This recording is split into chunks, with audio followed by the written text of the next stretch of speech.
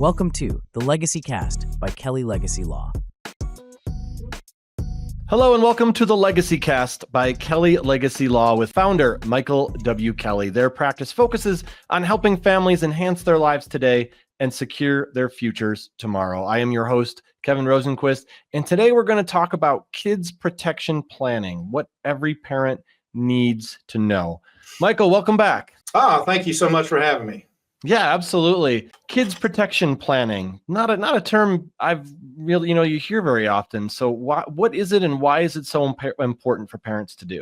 Well, kids protection planning, most people just, they thought, if anything, hey, I need to name some guardians for my child, right? And most people, if they have a will, they put guardians in their last will and testament, and they feel like, okay, well, that's really all I can do, I think, to make sure that my wishes are carried out if we die, right? So, but there's so much more to it than that. With kids protection planning, we're making sure that our kids are taken care of, not only if we die, but also if we become incapacitated. And that's a big potential risk. So, for example, the kids protection planning we do, we not only name permanent guardians in a last will and testament, we also have a situation where we can name permanent guardians in a separate form. Alabama law specifically allows people under state statute to do a separate permanent guardianship nomination form that's valid. On top of that, we do temporary emergency guardians. So what happens if you and your spouse are out to dinner and you've left the kids with the babysitter and you get in some kind of accident where you're unconscious, you're taken to the hospital, it gets to be 10:30 at night, and all of a sudden the babysitter starts panicking because they can't get you on the phone.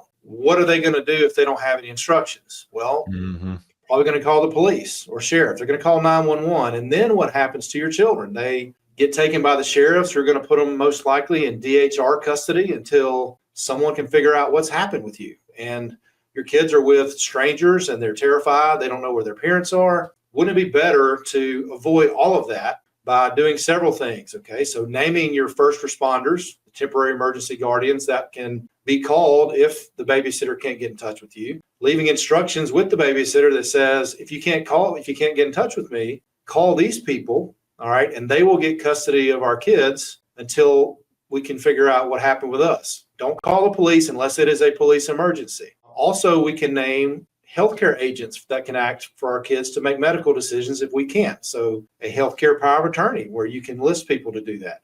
We can leave instructions for our guardian. So if we do die and someone takes custody of our kids permanently, we can give them instructions on how we want our children to be raised. So, how do we want them educated? How do we want them disciplined? How do we want them, to be treated in certain situations? So the kids protection plan goes 1,000 miles beyond just appointing, guardians in a last will and testament. So let's say someone doesn't have this protection plan in place, something does happen, I think a lot of parents would just assume, oh, well, my family will automatically take the kids, but that's not always the case. Is that correct? Yeah. Well, ultimately, if you don't list these people, if you don't do the nominations yourself, then it's going to be up to a judge to do it, because your family doesn't automatically just become guardian over your child. I mean, there has to be a legal process for those people to be formally named guardians. So, you need to go ahead and name the people that you would want to do it, because guess what? A lot of times people that you would not want to do it are the ones that are going to step forward and say, we will take guardianship of this child. Maybe a financial motive. If you've got money and assets and all of a sudden this person appointed guardian could also ask to be conservator over those assets, then they may have an ulterior motive for wanting to be guardian of your child. So not only can you list the people that you would want to be guardian and name those people in your nomination forms, but you can also privately kind of include a letter that says, these are the people that I don't want to be guardian, so that if they do step forward, we can kind of discreetly pull that letter out and say, well, they really didn't want you to do it. So those are the reasons why it's so important. That second list might be longer if I'm thinking about some of the people in my life. Yeah. Like, nope, that person's not getting them. And plenty of my clients come in with very strong feelings about that. Yeah, I'm sure. I mean, it's your kids. This is a big decision, obviously. I think the statistic that I've seen was, maybe 40% of people have even a last will and testament at all. So the majority of the population has no plan. But then amongst those with kids that do have a plan, only about 30% of them have done any kind of kids protection plan at all. Wow. So the kids protection plan, it's a part of the larger estate plan. It's not its own standalone document. Is that correct? Yeah, I mean, with all the plans that we do in my office, if you've got minor children, regardless if you do a will plan or a trust plan, the kids protection plan is automatically included as part of it. So now, if you just want a kids protection plan, you can do that as a standalone. As a matter of fact, I actually have a website where people can go for free and generate their own permanent guardianship form. It's kelleylegacylaw.kidsprotectionplan.com. Go there. It walks you through all the reasons why you need to do this. There's a frequently asked questions section. And then, you can fill in the blanks online and print off a PDF, sign that in the presence of two witnesses, and you have named your permanent guardians. Oh, wow. That's a pretty simple process. Yeah, but that's just one document. That's just one document. This is one document. It's not the whole plan.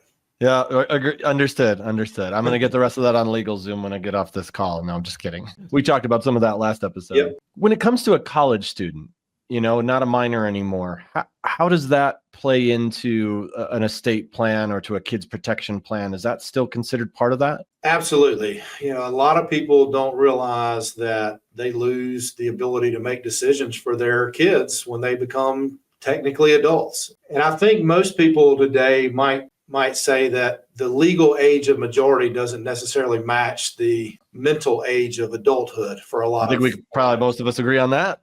So, it's important for, parents to be able to make decisions still. So they need to make sure that they're talking with their newly adult children about at least their incapacity documents, right? So their financial power of attorney, their healthcare power of attorney, and their living will or advanced healthcare directive. There's one story that really hits home. A colleague that I have that's out in Colorado, who is an estate planning attorney, had a very young adult working there at her firm. This young lady was from Iowa, but was kind of estranged from her mother. And so she had told my colleague, if anything ever happens to me, I want you to be the one to make decisions about my healthcare or my finances. But guess what? They never put anything in writing. Mm-hmm. Amazingly, right? It's like the cobbler with holes in his shoes. They took everybody else, but not themselves. So unfortunately, this young lady was in an accident and was incapacitated and had to go to court because her mother petitioned to be named guardian and conservator over her. And of course, my colleague went to court and said, no, she told me, she wants me to do it. And she doesn't get along with her mother. She specifically said, I don't want mom to do it.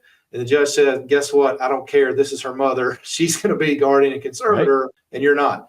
So she gets taken back to Iowa and she is under guardianship and conservatorship of her mother.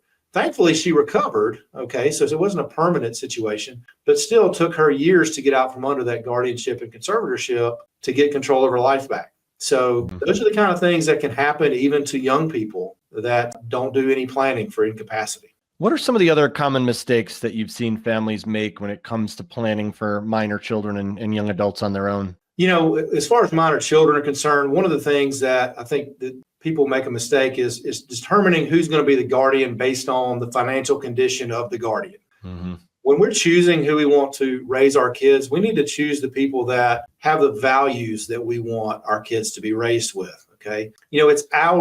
It's our job to make sure that the money is there, the resources are there to take care of our own children, whether that's through life insurance or other funds that we've set aside in a revocable trust or something like that. So, it may be a situation where let's say you have two siblings and one of them is, on outward appearances, has been married for a long time and looks wealthy, whereas the other sibling is kind of a free spirit that doesn't have much. But you wouldn't want your child to go with the one who appears to be more successful because in actuality, their marriage is falling apart and, they're just mean, and you wouldn't want them to be the person to raise your kids. Whereas your other sibling that's a free spirit is somebody that you would want to be guiding them through life. So I would say that's the biggest thing. That plus people, especially married couples, doing a tit for tat on, well, we named your brother to do this, so we should name my sister to do that. Interesting. Yeah. At the end of the day, even if you don't choose family, if there's a friend that you think this would be the person,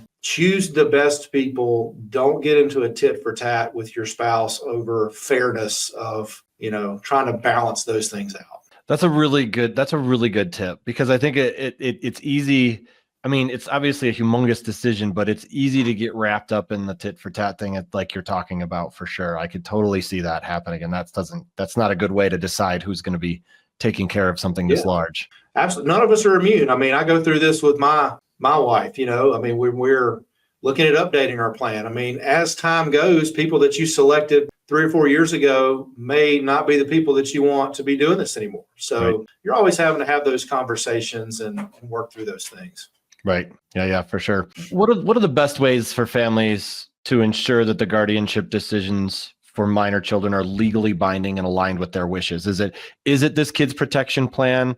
I know there's some pieces that can be in the will itself. How do you recommend families really get that 100% insurance that their wishes are going to be taken care of? Yeah, I mean, it starts with, with your estate plan, putting it in your last will and testament in case you die. A lot of people don't realize that just putting it there is not sufficient because it doesn't take effect unless you die and it goes into the probate court and it's approved by the probate judge. So step one is just making sure you do something beyond that, just in case you're incapacitated. I tell people this, nothing is foolproof, nothing is ironclad. You do the kids protection plan. Can someone go to court and try to challenge things? Yes, they can. So nothing is foolproof. Okay. But, this is as close as we can get. At the end of the day, what people need to remember is that the probate court's job in reviewing these documents is to try to do their best to figure out the intent of the testator and execute that. So this helps to relieve any ambiguity as far as what you would want your wishes to be if it ends up having to go, if your documents go to the probate court for enforcement. For parents who haven't yet thought about these issues, what's the first step they should take to start planning for their children's protection and future before they sit down with someone like you? What kind of things do you recommend people have prepared, discuss, etc.? Yeah, they need to just sit down and think. I mean, just take a few minutes and think about, okay, who would I want to be, raising my kids? Who would I want to be in these positions that are so important? And who would I not want to be there? So first of all, make a list of those people. Talk with your significant other if you've got a spouse and get their opinions on that, because these are difficult conversations to have. I mean, I've had clients in my office just literally say, we can't do our estate plan because we'll never agree on this. We will never agree on who the guardians are going to be because he wants this person and I want these people, and we're not ever going to be able to get past it. So, the first thing is to really have those in-depth conversations. And once you figure out, okay, these are the people we would want for these reasons, they're good reasons and valid reasons. All right. Then at that point, you can say, all right, let's look at the rest of our estate plan. Is this something we need to do as part of a bigger picture? And then you find an estate planning attorney that can answer all the rest of your questions as far as, should I name these people as long as they're married? But if they're divorced, then what happens? Should I go to the next round? And if those people are married, or can this person serve by themselves if their spouse dies, or would I want the kids to go somewhere else? So those are all the things really that you need to have worked out in your mind before you go sit down with somebody. Yeah, that's an interesting point too. Like, what kind of things do you recommend people think about in this terms of, like, you mentioned education, you had one other one and I forgot what it was, but like, what are the kind of things you say, think about this, how you want your kid to be raised? What sort of parameters do you recommend people think about? Well, I mean, for example, what city do you want your kids to be raised in, and where do you want them to go to school? I mean, you may have one sibling that lives in the same town that you do. You may have another sibling that lives 50 miles away.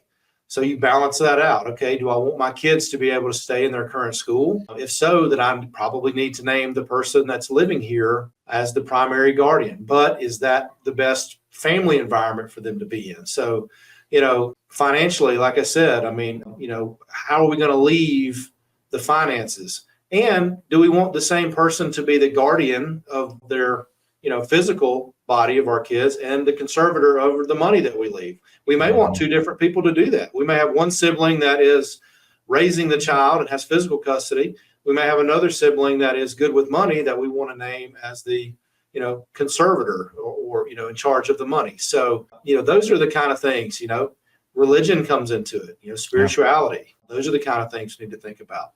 Community involvement.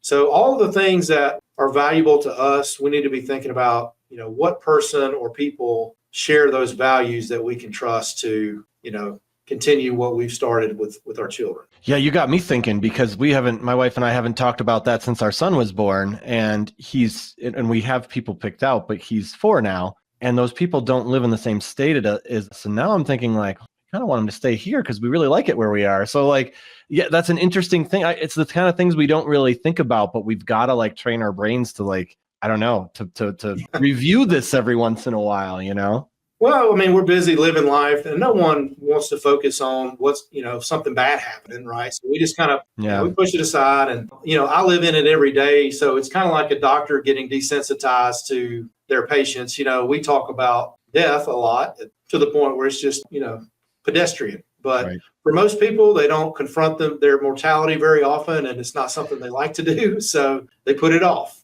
Estate planning is the easiest thing in the world to kick down the road and do later. And so that's the challenge with what we do. That's a really good, I think you're right. That is one of the easiest things to kick down the road, because you're just like, oh, I'm young. We'll get it taken care of. Yeah. Yeah. But, it's one of those things where once you do it, you feel really good about it. You got a lot of peace of mind. You didn't know you needed. Again, it's not something that you're done with once you do it the first time. It's still something that has to be monitored and updated. But you got your foundation in place, then it's much easier, to just make little tweaks along the way. Yeah. Yeah, for sure. All right. Well, thanks for tuning into the Legacy Cast by Kelley Legacy Law with founder Michael W. Kelley. To connect with Michael and the team, head to kelleylegacylaw.com, and please like and subscribe to our channel. Leave us a review if you get a moment. Michael, thanks so much again for your time. Really appreciate the conversation. Absolutely. Thanks, Kevin. Thanks for watching. Be sure to hit that like and subscribe button and leave us a review in the comments.